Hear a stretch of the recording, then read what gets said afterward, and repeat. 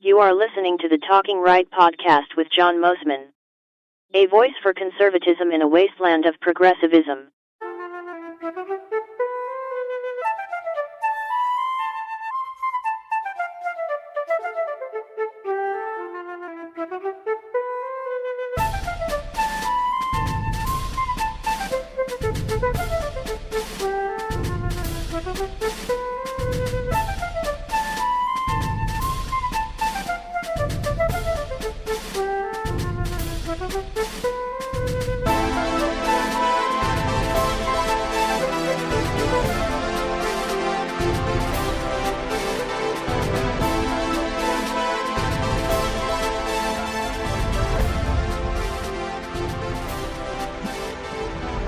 Hello everyone, this is John Mosman.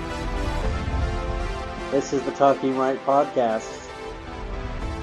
I'm coming to you live tonight.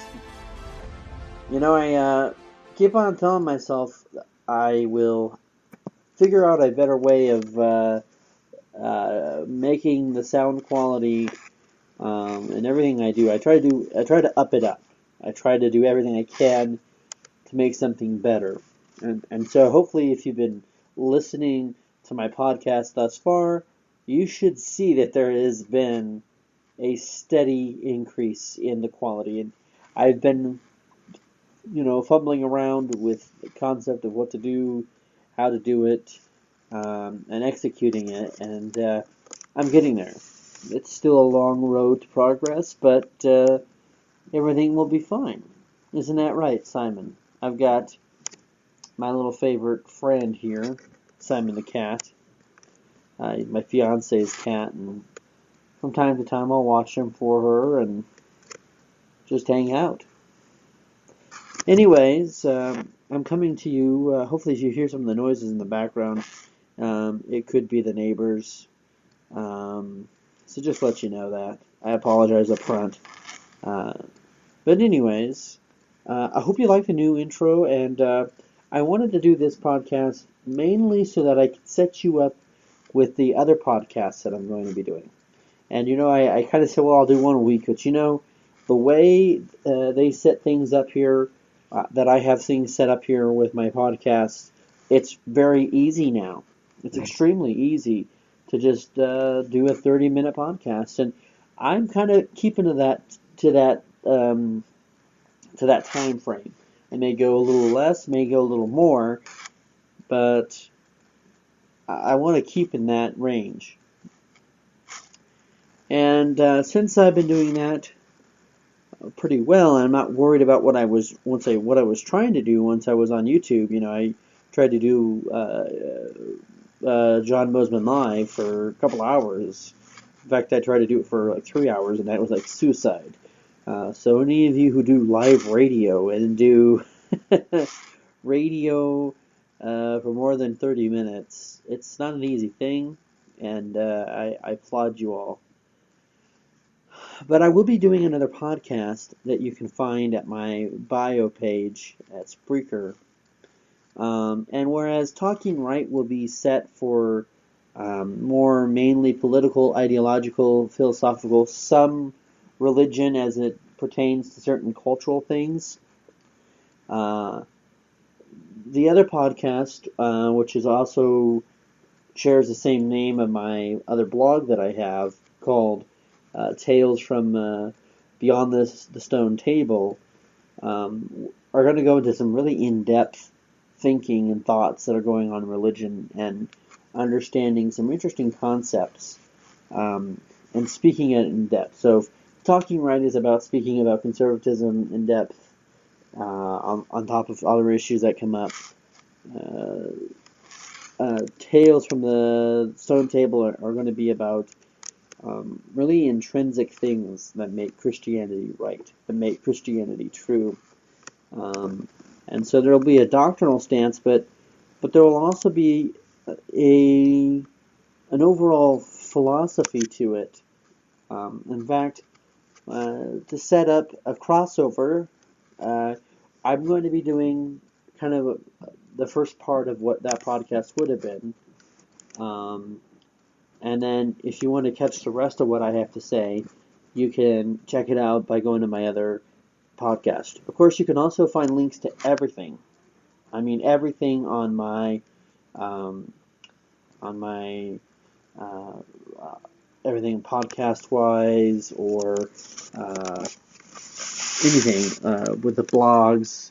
Everything you can find is linked at my website, which is johnmosman.net. Um, I apologize if I seem a little stuffy. We've been having a lot of smoke here in the Grand Junction, Colorado area, so it's been a lot of smoke, wildfires. That kind of happens this time of year. But something I wanted to set up for the other podcast is to talk about myth, especially talking about the kind of myth that is often missed. Those who spend enough time around me will discover that I myself am a very huge geek, nerd, fan, devoted, whatever you want to call it, towards J.R.R. Tolkien and his work of fiction, his masterpiece, The Lord of the Rings, as well as other works like The Hobbit. It is especially in his work of The Lord of the Rings that we understand what he means. J.R.R. Tolkien took a huge offense to anyone who inferred that The Lord of the Rings was fantasy, mere fantasy is in the sense of escapism. He really wanted this to be the lost tales of King Arthur, to establish a more than just a fairy tale, but a mythology. And it is it's important to understand the difference between like a fairy tale and a fantasy, and a myth versus a complete work of fiction. And if anyone who knew Tolkien knew he had done some studying of myth, especially the British myths, the myths that his culture came from, and he understood myth from a greater sense. And it is actually when he starts talking to someone who would end up becoming his lifelong best friend, C.S. Lewis, when C.S. Lewis was still an agnostic / atheist, that Tolkien told him about the myth. And I wanted to read this to you to get an idea of what that supreme myth was all about. If I can find it here. I've been going through all kinds of different stuff. But he actually talks about the myth from the sense of that it is a known truth. He talks about it as a sense of speaking information or giving information in a way that is maybe a little hyped up or sometimes more dramatic in the way that it's presented or told. That doesn't take away from what a myth is. The idea today is that myth is something that's not true. The myth is something that's a fantasy. A myth is something that is completely made up and it comes from nothing, it comes from nowhere. And anyone who thinks that way doesn't understand how myths work within a community and a culture, and how myths develop over time. And Tolkien knew this. In fact, he talks about the fact that myth has been in a very effective way. And by myth, he means storytelling and telling a story. And when you look throughout Christianity and you look out through the history of the faith that we have used tools of telling a story to help relay that. Before people had their own personal Bibles, people used things like icons. There were people who would tell certain stories and tales and related a lot of information. In fact, a lot of what we know from the Old Testament was handed down from oral tradition. And Tolkien himself knew the importance of this. He had gone to these cultures and these places where all but maybe a few people still continued that oral tradition and understood that it had a place within it. And some might say, well, oral tradition is something that's useless, it's archaic, and maybe it's a victim of that idea of the game of telephone. But we know that for a lot of cultures, people who were responsible for relaying that information, of passing the torch, if you will, of the story of your faith, of the community of your culture, took it with great, great honor and pride. And a lot of times you go back to some of those cultures back in the Eastern world, it is those people who are considered the more trustworthy people, because that was a higher calling. But he talks about myth as it relates to the great story. And the great story that we know from Christianity, the great, as only so eloquently Tolkien could pin it, the eucatastrophe, and that is Christ dying on the cross and rising from the dead. That story resonates into a lot of other myths and a lot of other stories. It was so huge of an impact on Tolkien, or excuse me, on Lewis, that not only would Lewis later on obviously convert to Christianity, but he'd also write a masterpiece of his own, a fantasy called the Chronicles of Narnia, which were based on this idea of telling the story of the sacrifice of Jesus, to tell the story of how our sins are paid. And C.S. Lewis is very exact, very particular about what he's trying to say. Because once again, he may use fantasy elements in his story like Tolkien did, but the both of them did not write a fantasy, and rather a greater myth. And in fact, it is in C.S. Lewis's works that we get to see an idea of how myth can work within a group of people. At the beginning of C.S. Lewis's Chronicles of Narnia, it is the book The Lion, the Witch, and the Wardrobe. You have these 4 children who have been displaced from their homes because London is being bombed by the Nazis, the Germans. And you have Edmund, who is this brother, the younger brother, who has developed in the scholastic system there in England.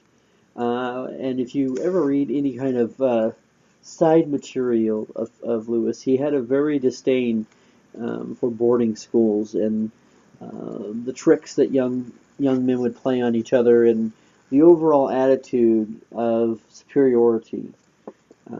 And you kind of see that still today, the idea of people who believe they're so educated that they're better than you. And so Edmund feels this way towards his younger sister, Lucy, who goes in and makes an extraordinary claim that there's another place within a wardrobe. And Edmund struggles with that reality. He can only see the outside of the wardrobe. He can only think to himself and rationalize with himself whether or not that could be. And obviously, he is taking on a modern, naturalistic, materialistic viewpoint, and he's looking at it and saying it's impossible for there to be a kingdom, another country, another whole race of people like Mr. Tumnus who did these things with Lucy. He cannot believe it. And so we see from the beginning of that story, we set off as in the sense that he takes on that place of Lewis, of trying to understand myth, and seeing how a myth could be on the outside seemingly fake, seemingly not real, seemingly not making any kind of sense. And we see throughout time, especially within the Christian tradition and the Judeo-Christian tradition, this sense that often what God uses to either show us great revelations or to show us great truth or to accomplish great things, he usually does it in the most humble of means, right? He sends his son, Jesus Christ, who in all terms should be victoriously coming to this earth and born in a palace and given fine oils and living very well for himself. But that's not how Jesus comes to earth. He is born in a manger, and he is born in a very humble way. He, for a lot of the Jews at his time that were his contemporaries, thought he would have rebelled against the system that was in place, why the Roman Empire had authority over Judea and could not be its own independent country. And people thought that. But we know that that's how it happens. That the things that are so great can come in such small packages. And here we are going back to Tolkien and understanding how a hobbit can do it. And again, he tells this story within the myth.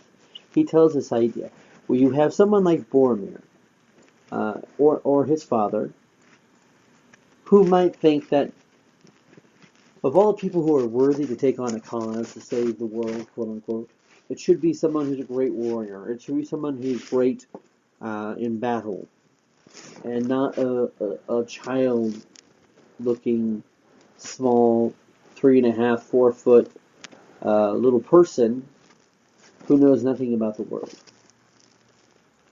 And yet that is the means in which the salvation of Middle-earth comes through. These are things where Tolkien understood how myth could purvey these greater stories, and how these stories have impact. Now, someone might be saying that you're talking about these stories, talking about these myths, and we have this default kind of setting where we think, oh, it's a myth, it's a story, it must mean it's not real. Even C.S. Lewis, when he's talking to Tolkien, talks about it being a silver-tongued lie, a pretty package of fantasy that is nothing, has nothing substantial. But Tolkien tells him that especially in the greater myths, they have the greater merit. They have the greater wisdom. They have the greater truth. And this is important to understand how, two of the most important fictional writers in the 20th century that wrote what they did were both A, Christian, but B, continued this idea of the myth, continued this idea of the greater story that's in there. And so we have to look at some of these things that we find in Tolkien and C.S. Lewis and apply it to our day-to-day. We might hear people say, it's almost impossible, right? It's insane to say that our salvation would come through the death on Jesus' death on the cross, or that we receive his true body and blood through bread and wine. How can that be? One of the things that the postmodern and modern materialists don't understand is that they have a very limited view. They may tell you they have the facts. They may tell you that they have facts and reasoning, and that is with that they're comforted by. But we know that facts sometimes can be misleading, or what are perceived facts. And we also know human reasoning can be impacted by things. It can be influenced by things that aren't true, that aren't factual. We see it a lot in our scientific world today. Many people whose scientific studies sometimes are tainted by preset biases, or by incentives by governments to get to to get to the cause or get to the reaction or to justify one be or this. Um, and we've never heard from the materialists, the naturalists, the secularist atheists, none of them. We've never heard their great response on that. All they can tell us is that there is a great consensus there. Um, but if we go back to what Tolkien is talking about, and we talk about what great truth there is, it's important to understand the difference between believing a consensus of men who are wrong. Because consensus is important. I won't deny that. There's a lot of things that we verify through consensus. But we also know that truth is not determined by consensus, because there have been many occasions throughout the history of the world where we have said things or done things that are not only morally right, but they were just factually wrong through consensus. For example, it was scientifically consensus that told us that the Earth is flat. That tell us that the sun, the Earth revolves, the sun revolves around the Earth. And now, even today, an idea that there is substantial man-made global warming impacting our climate by carbon. And this is ridiculous. So we have to say, where do we know those facts? And Tolkien tells us that in those myths, there is a truth that comes out resounding when you hear it. It is something that you know. There is something to be credited to having faith when you hear something that is true. And you can say, well, it's the same thing for the critics, right? It's the same thing for them. But it's not. It's completely different. Because they have to rely on themselves to determine the truth. And then we also know that in myths there is a greater truth. When you see how myths have established, one of the things I think is very interesting is the fact that the myth of the dragon, right? Every culture has some kind of myth about dragons.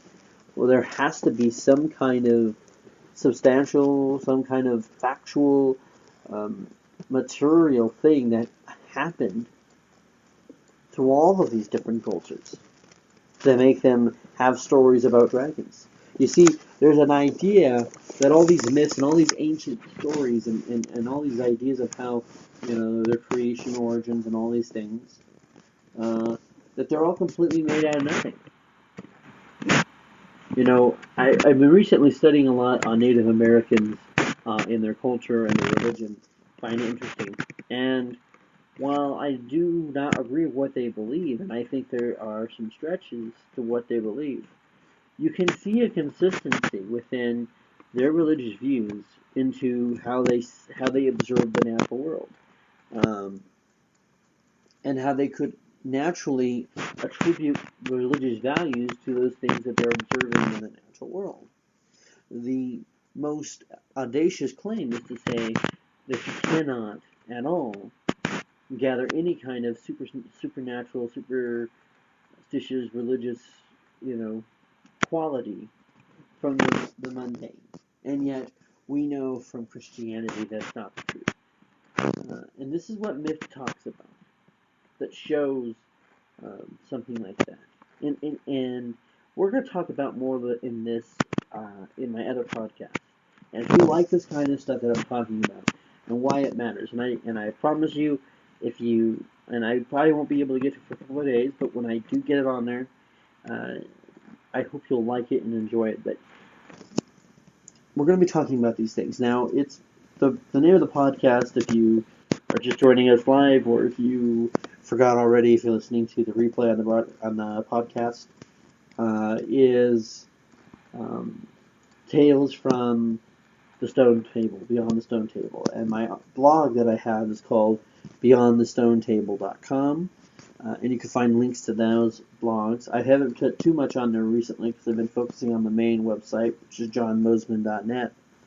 But you can actually check that stuff out. There's links to that blog. But you might ask, John, why did you choose that name, that title for your blog?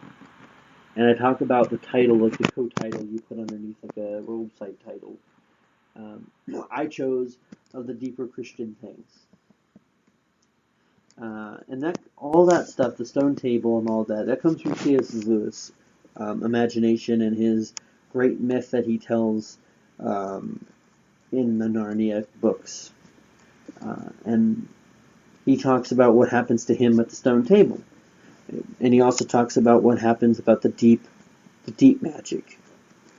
He talks about how someone may know this. He talks about the witch knowing certain things, but she doesn't know the deeper knowledge, and those things are found within the greater stories. And it goes back to an understanding that there is wisdom in truth in the ancient sayings, and the modern man wants to do away with all that, and wants to do away with the idea of how we can get that information, of how we have gotten that information historically. And now all of a sudden we just say, without me experiencing A, B, C, or D, I can't say that's true. Well, you know what? I have never experienced an earthquake, personally. I live in Colorado. I've never experienced an earthquake. Maybe a small little one, but not like a major one, not like an 8.0 earthquake. Do I know they exist? And yeah, they do. And that's the understanding that there is that truth that's out there. Even if I haven't experienced it myself, I have not embraced it myself. These kinds of things are what I'm going to be talking about on the other podcasts. So I encourage you, if you're interested in that,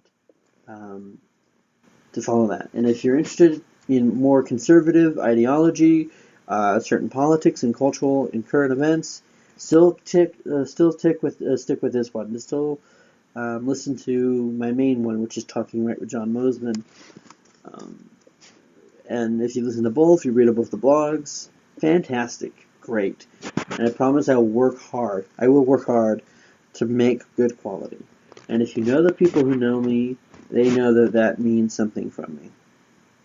Anyways, I gotta go. I wish you all a good night. And if you want to know more information, get to my website. Thank you very much. I'm John Mosman, and this is Talking Right. We'll see you next time.